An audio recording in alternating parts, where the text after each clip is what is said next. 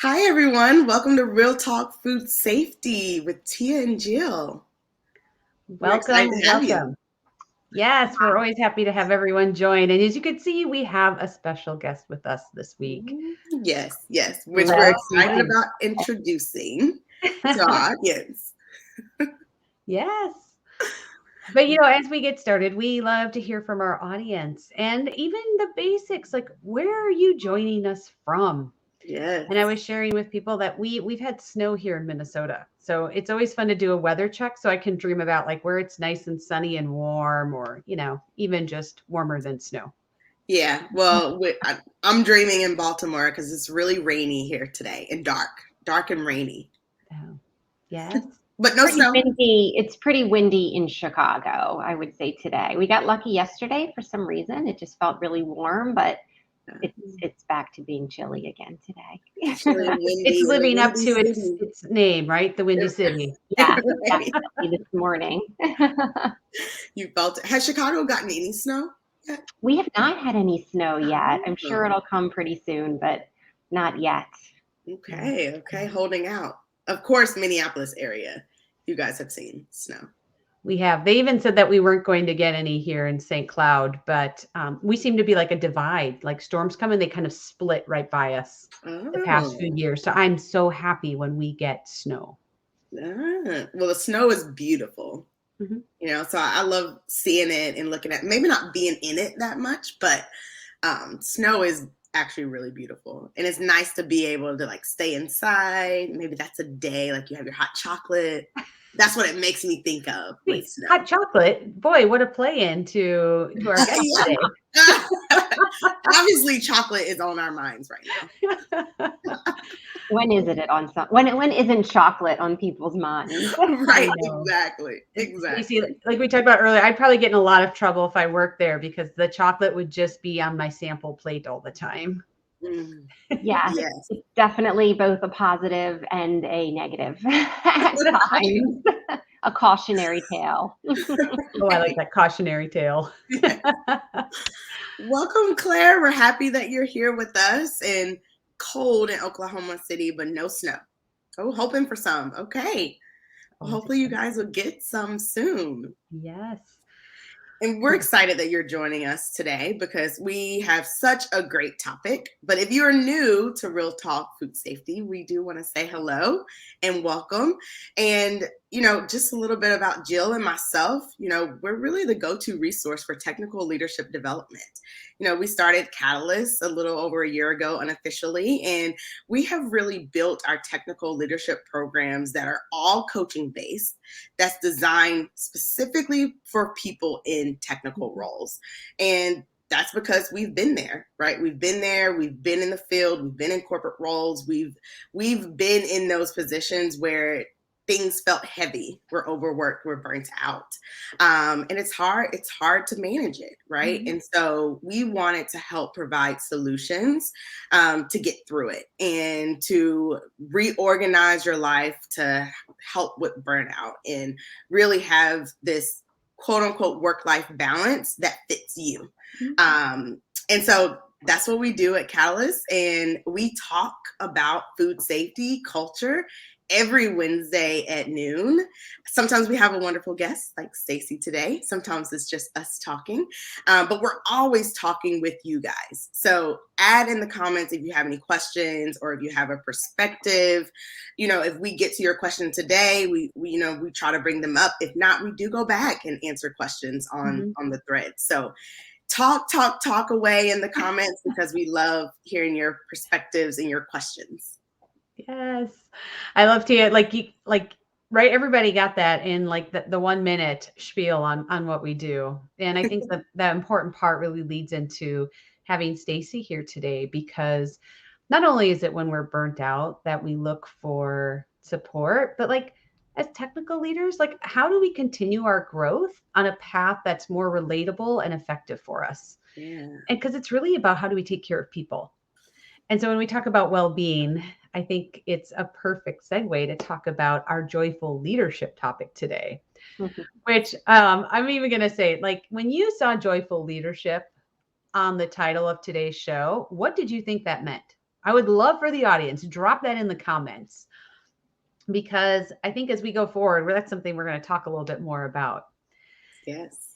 And if you have ever, I've had the pleasure of meeting Stacey in person. I've seen you virtually. I follow you online. And one of the things that I very much admire is the energy that you bring to the space. And I can feel like the joy that you bring to work and to your team. And so we are so honored to have you here today to talk about joyful leadership and what that means to you and all things around that. So welcome. Well, thank you, Jill and Tia. I'm so excited to be here.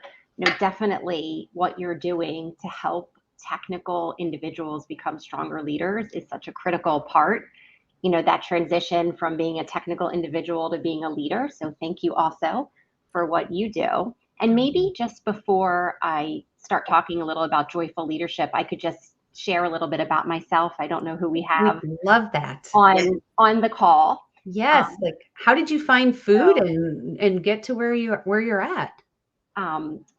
So just to give a little background, again, my name is Stacey Popham. So nice to virtually meet everybody.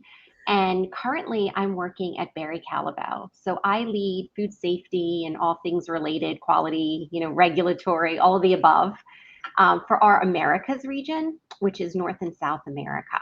So Barry Callebaut is a chocolate company. Oh, it's backwards. You can see I've got a beautiful picture of chocolates on my background. So we're a supplier. So we're the people that you don't always hear their name because you see a lot of consumer goods names on the store shelves. But we actually make a lot of the chocolate that you're purchasing, whether you're in a store or you're in a restaurant. Or you're making, cookies at home. So we make chocolate and cocoa. We're the leading supplier of chocolate and cocoa. So it is a very cool job. Just, when you talk about joy, it's hard to not be happy when you are, delivering chocolate goodness, right? All day long. And again, just a little about me. I've been at Barry Callebaut 4 years now. And I really grew up in the food industry at Kraft Foods. So I'm a chemical engineer, probably like a lot of you on the phone, and I know Tia. So actually, I didn't even know about food, or perhaps I would have done food engineering. When I went to college, I just knew I liked to solve problems, and I liked science, and I liked math, and that's how I fell into chemical engineering. And I just was really, really lucky at an internship career fair. I saw a booth that was Kraft Foods. And I was fortunate enough to get an internship with them.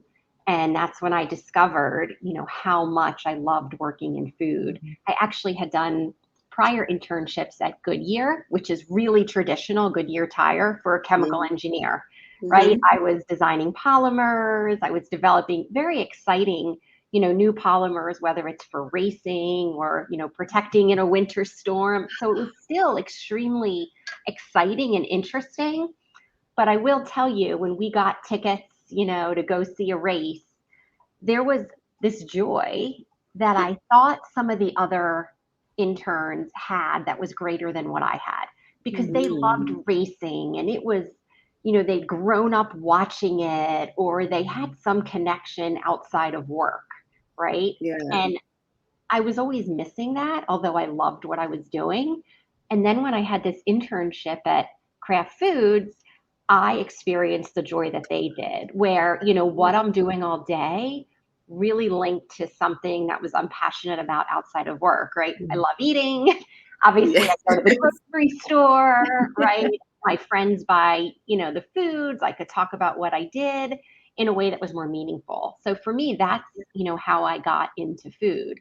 And actually, that's a story I share a lot, because the opportunity in engineering to go that other route in some ways looked more financially optimistic, you know? And that was always a choice when people talk about pivotal choices. I chose, okay, I have 2 jobs. They're both really good. This one is offering me a lot more money as a 21-year-old. But this one is really in line with like making me smile and loving what I do. And right, they say if you love what you do, right, you're very So, I'm really glad I took the food route. But that's how I found out about food. So my degree is not in food science or food safety. It's Yeah. all experience. Yeah. But, Well, I resonate with that story because mine is very similar, except I didn't do an internship during school. I did all of my co-ops and intern in oil and gas and refineries, chemical plants, which is also typical chemical engineering. And, I didn't love it. I didn't love the industry. And so I was searching for what's to do next. I almost went to medical school. But I ran into food companies and I'm like, wow, like maybe I'll try this out. And if I hate it, I can go to medical school. I remember saying that, like, if I hate it, 3 years, I'm going to go to medical school. But let me just try it out first. And same as you, like that joy that other, chemical engineers felt in other industries just wasn't there for me until I hit food. And then it's like, Very oh cool. yeah, I love this. And I love it just even being in food safety and quality because, we're almost like the cheerleaders for the organization because we know it's safe. We know it's high quality. We know what we're doing to get it there, right? Like we're a part of innovation to make sure that it's safe by the time it hits the shelves. And so we can really talk about the product in this intimate way because we know the ins and outs and we can say, yes, go buy it because this is great product. We know it's great product. So it allows for my personality to also shine there because, I love also being the cheerleader for my products. Oh, that's so interesting, Tia. And it's interesting so you kicked it off, Jill, by saying, what do I think about joyful leadership? And I think I shared this with the two of you when I spoke earlier. But when I first saw the LinkedIn announcement, obviously I knew I was speaking with you ladies, but there's so many topics to speak about. And I saw the LinkedIn announcement and it said, Stacey Popham to speak about joyful leadership. I thought, oh my gosh, what is joyful leadership? And I was like Googling, what am I going to talk about? Unfortunately, there isn't a playbook on joyful leadership. So I had to just like sit back, take a breath and think about, okay, what is joyful leadership? Like, what does that mean to me? And I can't see the comments, but I heard you mention when you asked the group, what is joyful leadership? Some people may have put comments in the comment box. But what I, initially thought about, and we can talk through this, is, as leaders, we actually have, you could say it's a responsibility, but you could also say it's a gift. Privilege. To give, a privilege. Thank you, Jill. Oh, that sorry, I shouldn't fill in words for you, but no, thank you. That was our pre-talk yesterday. A privilege that we can bring a lot of joy to people. I mean, people are at work a good portion of their time, and we have the opportunity to create this environment of joy. And it's wonderful, and there's so many ways, to create joy, right? There's the really obvious one, which is, have fun, right? Be funny, lighten up the room a little bit. But there's so many other ways to do it also, right? Do you help your team foster positive relationships, right? Do you create a collaborative environment? Do you create psychological safety so that people can like lean in and ask questions and learn, because you get a lot of joy, right, out of learning. There's making sure people see how their work is impactful, right? So I think like joy is so much bigger than, being positive, which is a huge part of it, right? I think we even talked about this. I mean, how you show up, right, really makes a difference. But yeah, I mean, those are the things I think of now. If someone were to ask me, what is joyful leadership? It's recognizing both your responsibility and your privilege to bring this big bucket of joy that helps people feel motivated and engaged, and therefore do perform at a higher level, right? And your team will succeed more. So maybe that'll, show up the next time someone Googles joyful leadership. I don't know. I think we're defining it on this show. So whatever we put forth will now be setting the bar for everybody. Yeah. Yes, absolutely. And I love the phrase joyful leadership because exactly what you came up with as you thought about it. It's like, it really is a privilege as a leader. Like, we really have the ability as leaders to add joy or to help produce joy for our people, or make their lives miserable, right? And go the opposite way. And so recognizing that privilege and recognizing that responsibility, or even that power that you have, where you can ruin someone's day, or you can really give them joy in the midst of a terrible day, right? To recognize that and lean into that is a leadership style, and it's one that is successful, and one that will help you, like you said, help you build positive relationships, help you connect, and just help your team grow. Well, and when we think about the bigger picture, right, leadership is really all about people. And even if we talk about food safety culture, it's really about people. About people. And I think as technical experts, we often lead with that first. Like, what's the risk assessment? What's the decision? What's the CAPA? What's the data say? What's the science say? And those are all such important aspects of what we do. But when we look at how we make the shift to improving food safety culture, I think, how do we challenge ourselves to put people first? And it's not that the other things aren't important, but that's what I think really kind of drew me into you, Stacey. And I guess I'm really curious about, as you've been through your career so far, has this putting people first approach always been, has it been natural for you? Just something you did? Or do you have a point where you started noticing that that was part of your leadership style and really leaned into it? That's a good question. I would say I'm a people person in general, right? I like people. I like hearing their stories. I like getting their inputs, but definitely understanding how important it is to care for and appreciate where a person is coming from and where their background is and what they're thinking of as part of, project execution. That's learned. I mean, you don't wake up. I mean, I don't know. I wasn't born knowing that. And that, that's really throughout my career. And I think probably for most of us, it's really that movement from individual contributor where you control, right? Almost not everything, but you control a lot of what's happening, to, okay, now I need to have other people do some of the work.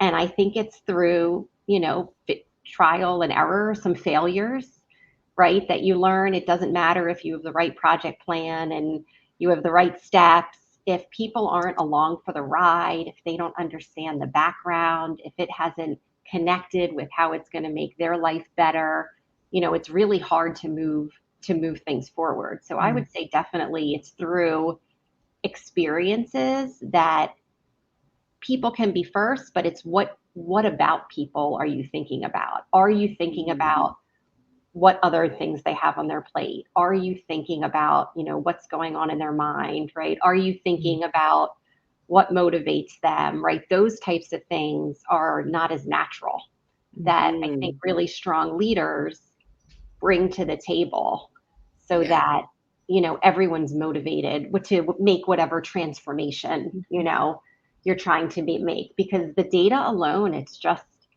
the data kind of creates the platform, but how do you then get it going, and how do you get everyone to get on board? So definitely a shift. And you know what? I think every day it's more and more. I mean, you learn it's all about the people, right? Because you're one person and you manage a team of 300 people. Well, those 300 people are going to do a lot more than you. Yeah. Yes. Right? True. Like, what are you really going to accomplish on your own? Right. Compared to what 300 people can do. Right. I mean, really, really very little. So, and especially during, this past time, I mean, the one thing about COVID is I think we all have a better appreciation now for what you talked about in the beginning, Jill and Tia, work-life balance, mental health. Am I burned out? And we have a significant role to make sure that we're also caring for our people, right? Yes. Recognizing signs, connecting them, making sure that if they're home, they're still building relationships, right? They're not isolated. So I think Yeah. that's a new responsibility that we have as leaders that we weren't as aware of maybe before, Yeah, before. right?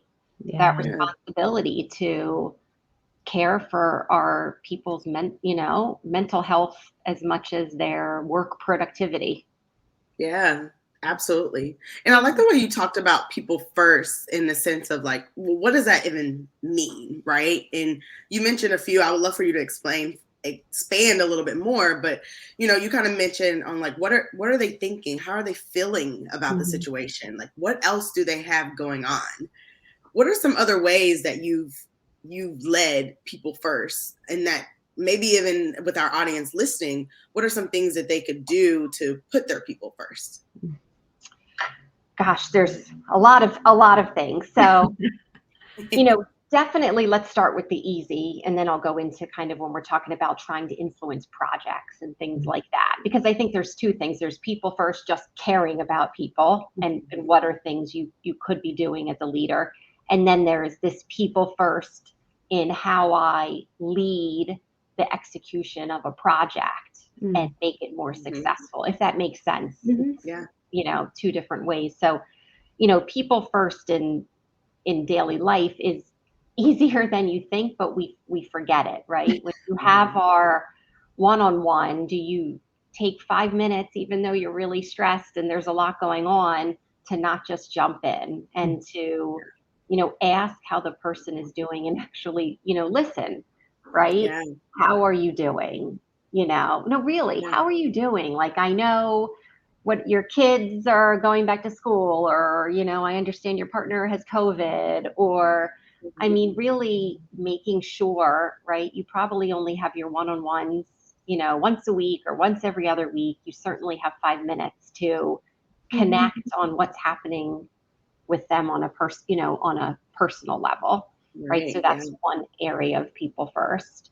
I think another area is the constant feedback, right? Positive and constructive, but appreciating when someone does something that it took work, right? We know what it's like to write this finely crafted email with the actions and with everything. And you know what? It doesn't take a lot of energy to thank someone for doing a good job, right? So I appreciation goes further than we would realize. And if you just think yourself when someone says, "Oh, that was a great meeting," but we don't always do that. So that's a really simple way, and give specific examples. I'll say, thank you so much for leading that meeting. Like, your expertise in blah, blah, blah is really, really made a difference. I think giving people specific examples when you compliment them in work and in life, right? It's also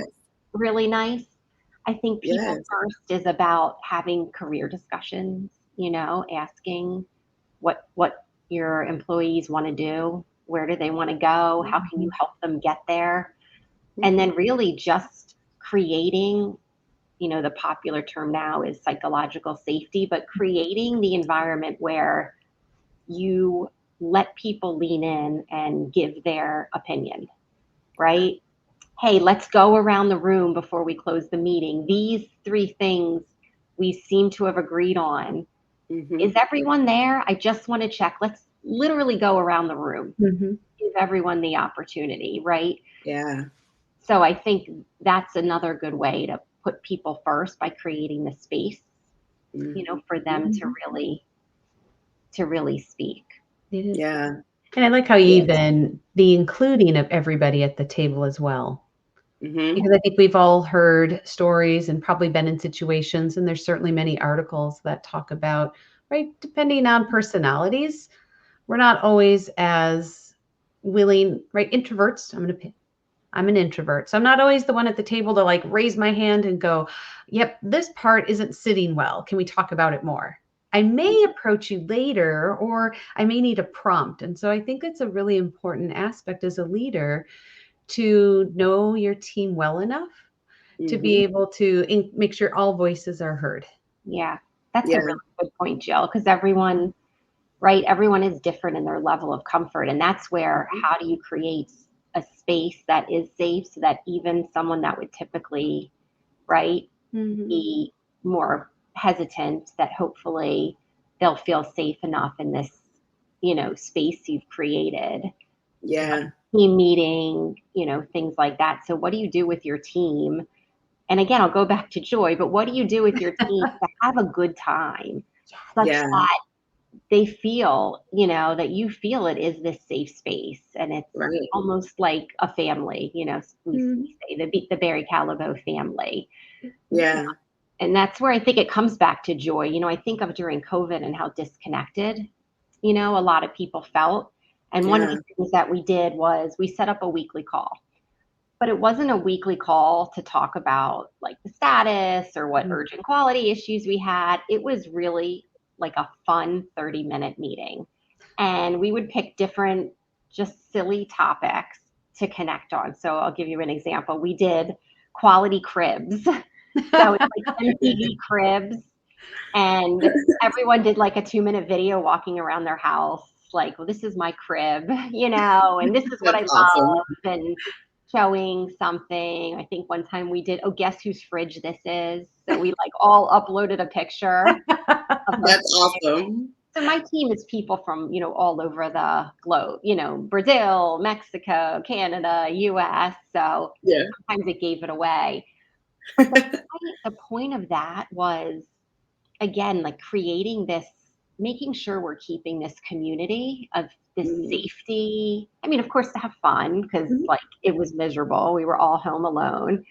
But it was also to create the safety so that when we have our staff meetings, there Yeah. is this level of comfort that I do believe you only get when you like have a good time together and you Yeah. let loose a little Absolutely. bit. Once again, that connection helps build the trust and belonging that people then know it's okay to share. And I think the more moments we create, well, every moment we create goes into muscle memory. And Yeah. so when we can create more moments of joy and connection, that's what our brain will look to when we say, "Oh, I'm going to work. I'm going to work with Stacey." And my muscle memory in my brain goes, "Yay!" Woohoo, I'm gonna have a good time because she's so Yeah. funny. I think I'm Yes, funny. I know. or right, because I feel so connected there and such a part of team. And I think that's a part that, as we give more credit to how powerful our brains are and how it does create these connections, I think is really important, because I think we get a bad rap sometimes in food safety and quality with the burnout, overwhelm, stress. Mm-hmm. And yes, that's there, but can we also kind of shift to this other space that focuses on the passion and our Yeah. purpose and how it helps us have personal joy in doing this Yeah, work too. Yeah. and doing the right thing and knowing that you're protecting, the child that's eating your chocolate bar. I mean, it's a Mhm. pretty good Right. feeling. And Mm-hmm. we try to say that when someone raises their hands and identifies something. It's like, you know what? Thank you, because you just protected, right? Yeah. The 5-year-old that was going to eat a chocolate bar that might have, I don't know, had, something in it that shouldn't have been in it. Yeah. Right. So there is a lot of joy in that. I mean, Yeah. you make a really good point. A lot of times we're in quality, we're dealing with issues. I mean, that is what we signed up for, right? For part of our role to be coming in when there's an issue and, help driving it to solution.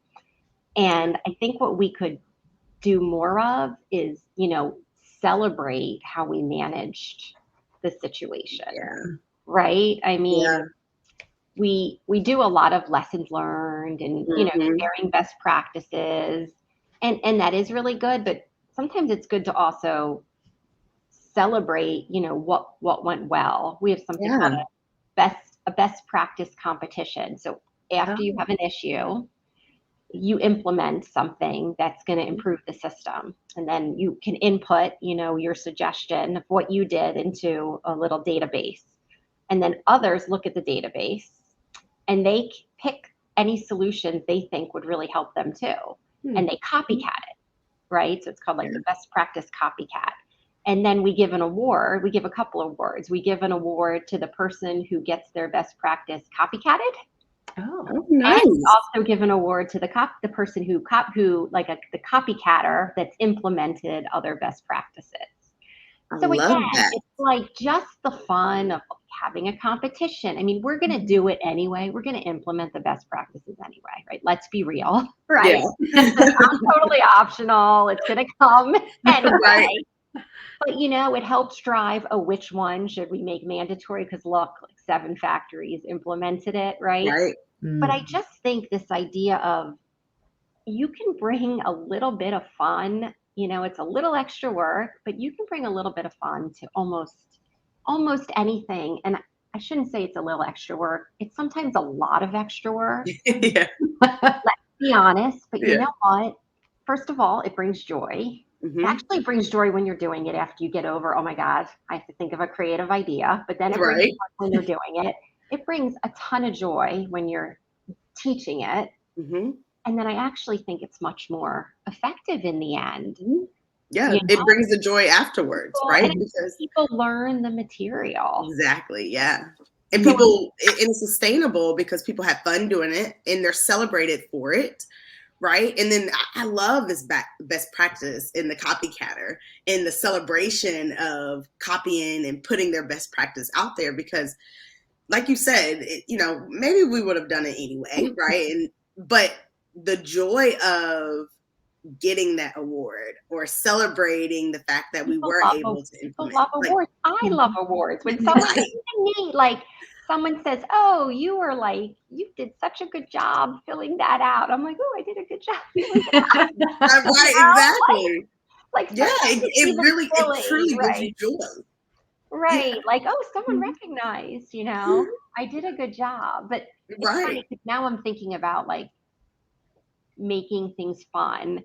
And I'm thinking about a recent like procedure we put in place. So we're talking to food safety quality people, right? So I can be a little bit geeky here. So sometimes, right, something is out of spec, right? Not a Mhm. pathogen, but a hygienic indicator, yeast or mold or, you know, TPC, Mhm. who knows what it is. And we were putting together a really good procedure, like step by step what you do, because we're all really busy people. And if we have to recreate the wheel every time, right, it's a lot of work. So it's like, Mhm. okay, it doesn't matter what product I'm making, I'm gonna, whether it's, you know, check the lab and take other samples, yada, yada, yada. So we wrote this really good procedure and we're like, okay, how are we gonna educate people? Because again, doesn't matter if you wrote a really good procedure going back to kind of the leadership, right? Mhm. You can have 100 really good procedures. Nobody knows about them. They don't do you any good. So Great. what we decided was the way we were going to teach everybody this new procedure was we were going to have like a heptathlon, I think. Is that 10 Oh. events? And it was like the yeast, the mold, and the quality manager. And who was going to win, right? And I so like love this. each event was almost like a little quiz, and what do you choose, and based on your answer kind of like the yeast moved ahead or the mold moved ahead or the quality manager moved ahead, and it was all 10 steps of checking the environment, checking the lab, how many samples do you take, you know, yada yada Yeah. yada. And oh my gosh, it was, like I said, it is more work, let's be honest, but Mhm. it was so fun to receive the information. And then when we checked, you know, to teach the information, I mean, and then when we did the knowledge check a couple weeks later, Yeah. the retention was so high. Like everybody knows about the new hygienic procedure, right? Like out of spec That's hygienic, right? awesome. Everybody knows about it, you know? Yeah. So it's just thinking about, again, this idea of like, how can I do this in a way that's fun and joyful? It is a business impact. It does drive, Mhm. you know, positive business impact. Yeah. And, you know, I think that's probably the thing I've learned the most is, you know, not just issuing as a technical person. You can't just issue, right? You Right. gotta make it fun, make it interesting, interactive case studies, all sorts of things. And then you guys will probably remember what our steps are for how to, what you do when you're out of spec on a hygienic indicator, because it's super memorable. Right. Yes. I Well, love that. and it so sets the stage for the culture, not just even food safety culture, but just the Yeah. culture in your organization about the collaboration and the putting people first and making it fun so that it is memorable. And I love that you're like, everybody, even I'm going to remember this, the yeast, the mold, and the quality manager. I don't know the details, but I'll be like, remember that story where Stacey talked about that? Right. Exactly. I remember when we did a meeting with sales, and so we did Barry Callebaut Quality Jeopardy, I think I did. We did Jeopardy. So teaching about what does the quality food safety team do at Barry Callebaut to our partners in a fun way, and some of the prizes were like a stuffed salmonella. And I still, like today, when I see those salespeople, they're like, we know we don't want salmonella in chocolate, right? It's just joy brings memory, implants the muscle memory, like you said, Jill. When you're really trying to get something across, it's like the carrot versus the stick, right? It's much more motivating to people remember that more than if I stand up there and I'm like, we don't want salmonella, which sometimes you have to do, right? I mean, there's serious moments, of course, right? Very serious moments in all of our jobs in food quality. And of course, you definitely have to be respectful, and balance when is appropriate, to be a little silly and fun. Yeah. And when you have to, appreciate the situation, of course. Right, exactly. I think Marcel had a really good question where he asked, is there an example that you may have that you had to make a team grow and become happier, or another way of like, have you turned almost like a grumpy team into a happier team? Fortunately, I haven't had a lot of grumpy teams, but I will say definitely, I mean, in quality and food safety, I have moved onto multiple teams where the team was burnt out. Yeah. And I wouldn't use in these cases, fortunately, I wouldn't use the word grumpy because these were all extremely positive people. But no matter how positive you are, if you have more work than is physically possible to be done, or if you feel your work is not translating to impact, or you feel your voice is not heard, it becomes very demotivating. And I absolutely have taken on leadership of those types of teams. And I think what the most important thing in those situations, or what I take away, is people want to feel heard. Perhaps the prior leader, they weren't sure. The leader may or may not have done it, but they weren't sure if what the work they're doing was clearly communicated. Yeah. So I find one of the ways is really showcasing the work the team is doing and how it links to the business impact is one of our most important roles. Because when you do that, you typically can get more resources, which of course then lightens the load on your team, So yes, as a leader, I strongly believe you can make a huge difference in a burnt out team. You can prioritize, right? Sometimes you can get them more resources. I know you can't always, but certainly can be the voice. And that's your job, is to make sure quality and food safety is an equal seat at that table, right? You're not at the end, you are at the beginning. And across every single step of the way, which I think, Tia, you mentioned earlier, right? Whether it's innovation, R&D innovation, from the very beginning till it gets to the consumer, quality is one of the only functions that's in every single solitary step of the supply chain, from design, right? Design, supplier approval, production, warehousing, distribution, getting to the consumer. Then the consumer has to open the package or eat it. I mean, we're the only one across the whole supply chain. So definitely, I've been fortunate to work in companies where, yes, I've been able to help teams move from, they don't have the resources, their voice isn't necessarily heard. And they're not clear on the linkage between what they do and the impact to, they still have too much work. I mean, that's why. I mean, I'm not going to say, We like having all the work because we like having our we like being part of all of these areas, but there's definitely a balance. That the morale improves because they see how their work is directly making a difference. Yes. You know, to the business, and then they're valued, right? They're reached out to. Then again, it folds into everything we said earlier. When stakeholders reach out to them, it's an opportunity to have a relationship. It's more than just a project. It's I'm meeting someone, I'm connecting with someone. Oh, that's someone I say hi to now in the office, right? It's just a catalyst, you know. So to answer your question, you know, definitely. So it is definitely doable, because the leader makes you may not realize the responsibility you have, but you have to do a lot of bridging that you can't expect someone to do on their own. You know, one of the things, you know, advice someone gave me once that I always now pass on is, you know, your manager, your boss, they're always going to see more than you. It's not about intelligence or curiosity or anything. It's just everyone sees a broader perspective than you do because they're in different meetings. And if you don't take that and share it with people, like, what's the benefit that you have it? Right? So you're constantly bridging. I'm constantly bridging. I hear, oh, wow, you know, just so you know, this is so valuable because it links directly to you know, our strat. Do you realize thank you for driving this strategy? Yes. Yeah. And feeling heard and knowing that your work is impactful to the organization. Like all of that is bridging, right? Is bridging, right? Nobody wants to do something that doesn't add any value, but it's so hard for someone to understand sometimes how it fits into whatever your company's game plan 2030, 2025, right?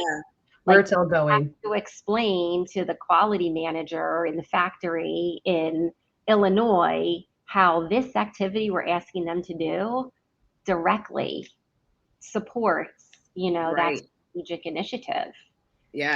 Right? That's the responsibility we have, in addition to bringing joy. Well, and I think, Stacey, what you just described even helps perhaps Claire with the question you had about, like, how do you help people find joy in tasks or assignments that you just don't enjoy or you feel like it's an obligation? And I think part of that may go back to what you were just talking about. Like, as leaders, it's our responsibility to help people see that link. And if we don't know, find out or help people. I always say, how do we help people help themselves as well? Yes. So that way, if it comes up again, can we help empower? You know, empower is such a big word, but take those steps to also be curious and explore how they fit together. And because thought to build on that. I mean, definitely bridging for Claire. Did you say Claire that asked that?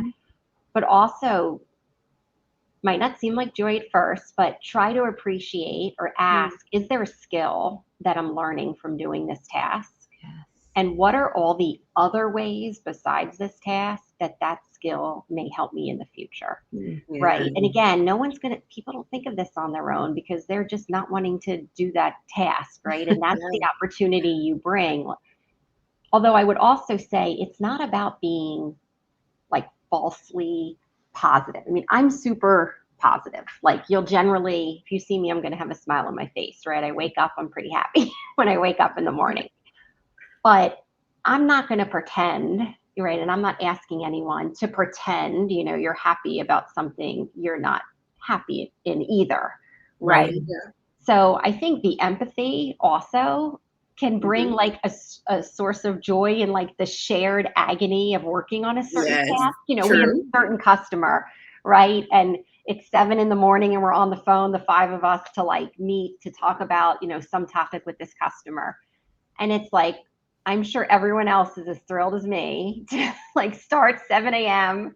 talking about this customer. At least we're doing it together, right? I mean, sometimes it's okay to be real. Like, you know what? This is super frustrating.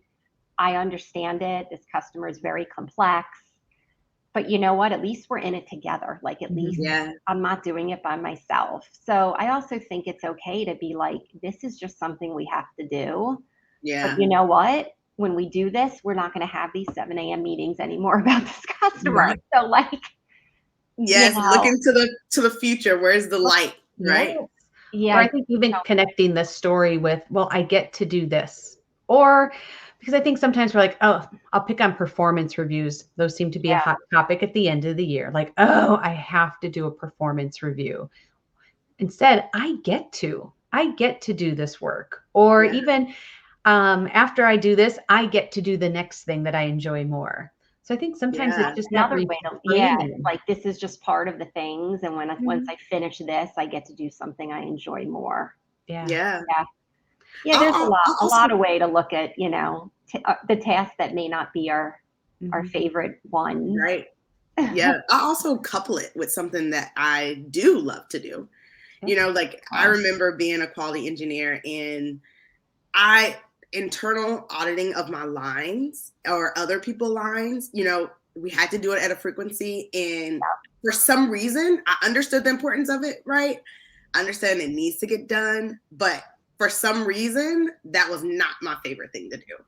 But I coupled it with, once I started auditing with one of the lab technicians, I really used that time to build on our relationship.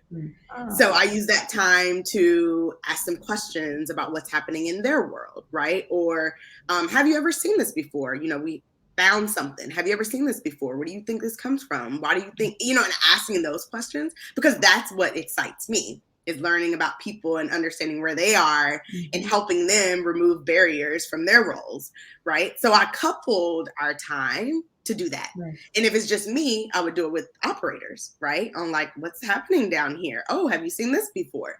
Because that was what brought me joy. And so I would just couple it with the things that that's a did great. not bring me joy. And I wasn't happy. It's almost like the acknowledgement, Stacey, of like, I don't want to do this. No one wants to do this. We got to do it. Yeah. So what else can we do to What make else this can we do? bearable?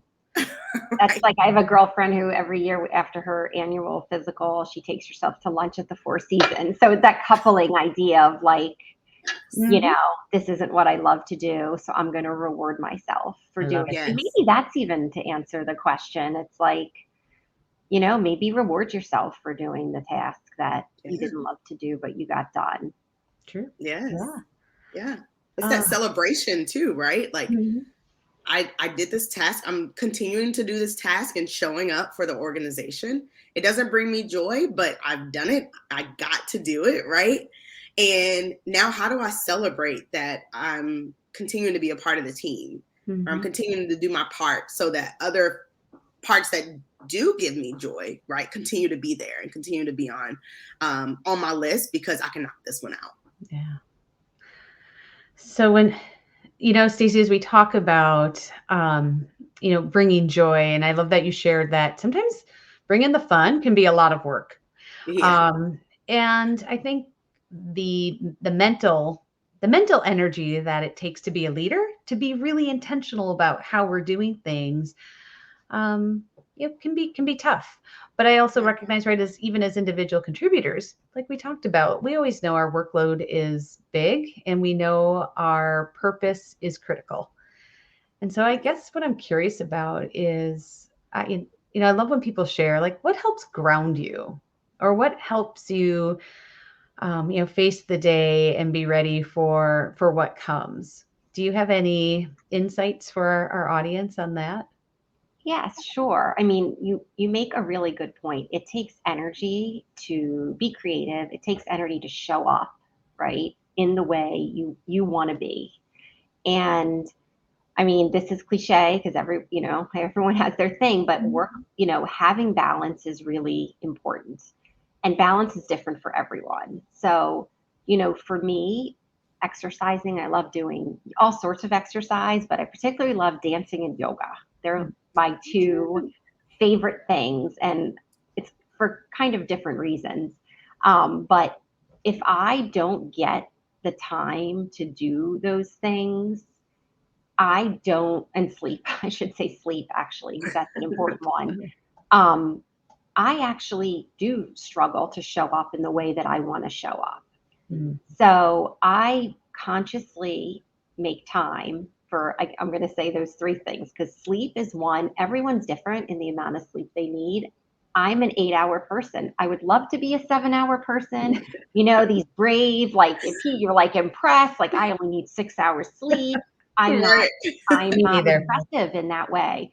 I wish I was, but I'm sorry. I need 8 hours sleep, or I'm not functioning, you know, at the highest level that I know I can function. So sleep is really important to me, you know, and I have to really carve out that time, especially when I'm traveling, you know, with other people. Yeah. But the exercise, the dancing and the yoga are so important to me also. And it's two different things. So I would say yoga is what grounds me, right? Because that's really what yoga is. I mean, it's not, I'm not inventing anything, but taking the time to be extremely thoughtful, right? To slow my brain down, to Yeah. focus on these minuscule details, like is my left pelvis, you know, at the same height at my right? It just forces me to slow everything down. So like yoga and meditation, I started probably 20 years ago because you know what? I used to lay in bed and not sleep. It's like my brain was racing, whether it was ideas or stress, like good things and bad things, like, you know, it never, ever, ever stopped. So yoga was instrumental. I mean, honestly, like life-changing to me because it allows me to just calm down and, you know, instead of like nitpicking something at work, I can nitpick, you know, again, like every little part of my pose. So it's like super, it's really good. It's really good for me. And then on the flip side, the dancing, it just brings me joy. Like I have no other way to say it. Like when dancing became a form of exercise, I was the happiest person in the world. Right? Because I used to just play the music in my apartment by myself and dance around. So I love that dancing is now an official exercise, and I will do anything. I took an African dance class. That's awesome. Hip hop, ballet, jazz, you name it. Yeah, I love dance classes too. I love, but I am very conscious. Now I'm not strict in like I have to go to the Tuesday 5:30 class. Right? Some people are very strict in ensuring the work-life balance in that way, right? Like I want to go at 5:30, that's turning the computer off. I flex more. That works better for me. So what I want to make sure is over the week, I fit in, you know, 3 dance classes if that's my goal that week. Yeah. Whereas I feel like years ago, it used to be like, close your computer at this time and, you know, make sure you go to this date, you know, force yourself. That doesn't work because our lives are too, you know, too crazy. So for me, it's more, how do I fit this in over the week? And if I have to work really late one night, I'm not going to be stressed out that I didn't get to do something. But when I get a chance to leave early, you know, I'm going to do something. Yeah. So I'm just glad you asked the question, Jill, because how you show up has a huge impact on other people. And you can't show up well if you're not well. Right. Very much. I mean, you simply can't. Right. It's hard to get your team to feel joy when you're not feeling joy. Right. And now on the flip side, it doesn't happen often, but there are a couple times that I'm really also honest and say, you know what, guys, I'm having a rough day. Yeah. I'm going to be honest. And it's sort of like, because normally I'm, hey, how are you? You know, so I think it's also okay to be real that, you know, like every day is not perfect. Yeah. I mean, It's not no clean. day is perfect, right? If a day is good, you can be positive about it. But I think it's also nice for people to appreciate that sometimes you can't even turn it around for yourself that day. Like, I'm just letting you know I'm having a rough day, right? Like, be gentle with me. I'm sorry if I, you know, cut you off, or I think that's, you know, that's good too, right? We have to be, I'm listening. It's like everything I'm saying, it's so dynamic, right? We have tough jobs. We have to be so be on. Oh, but it's okay to not be on because you also need to be real. And I think it's about being, you know, being yourself, being true to yourself, and just being yourself and being open enough to share that. You know, that's something like, you know, me too. I'm an optimist, I'm a positive person, I'm an extrovert, so people are used to me saying hello, used to me saying, good morning, and like being here and being there and like being social. So the days that you're not, people feel that. Yeah. And if you're not open and honest about it, people might assume different things like, oh, is Stacey mad at me today? Mhm. Or, oh, I sent that email, Tia hasn't responded, maybe she didn't like it. When in reality, maybe I haven't even read it, and like you said, the day just hasn't started off the way that I had planned. So being open and honest, I think that's one of the best things about leadership is being open and honest with your team on like, what, guys, today has been rough for me, so I want to get joy from you guys. So tell me what's been going well where you are, like even flipping the script a little bit to say like, I need to be filled up a little bit. How can I get some of that joy from my team?